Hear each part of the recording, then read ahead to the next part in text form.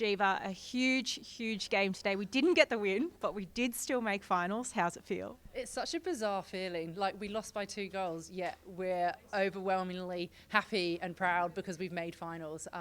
It's been a huge bloody week, a huge kind of 36 hours, losing your coach, losing critical players on court. But I'm just so proud of every player that came to this team, put on the black and white and stepped up and played their role. Obviously, didn't get the win tonight, down by 2, but it was obviously enough to get us into finals. And as I keep saying, you've got to be in it to win it, and we've certainly set ourselves up for that. Yeah, speaking of players out, we had 2 debutants today. One was Casey Adamson, she's been with the team all year, and one was Renee Ingles, of all people.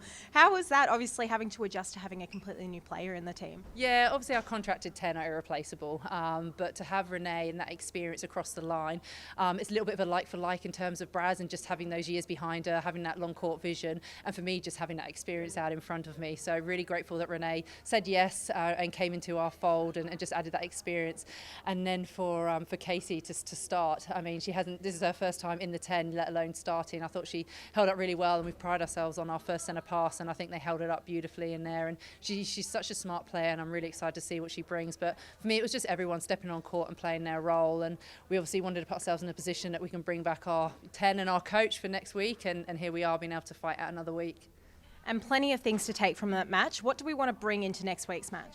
Yeah, I think we looked probably a little bit shell-shocked in the first half, so it's just knowing that actually we're comfortable where we are. Things are going to feel a bit sticky. We have to just address it and work through it on court, and potentially where we're offering in our timing, we're behind the arm, so it just changes our timing up through the court. And I think defensively got caught a little bit behind, need to make sure we're still creating and getting our hands on some clean ball. So we'll go away. We've obviously not beaten Giants for a little while, and so I think it sets the scene beautifully for us to be able to go over there, play them, and have a real challenging game.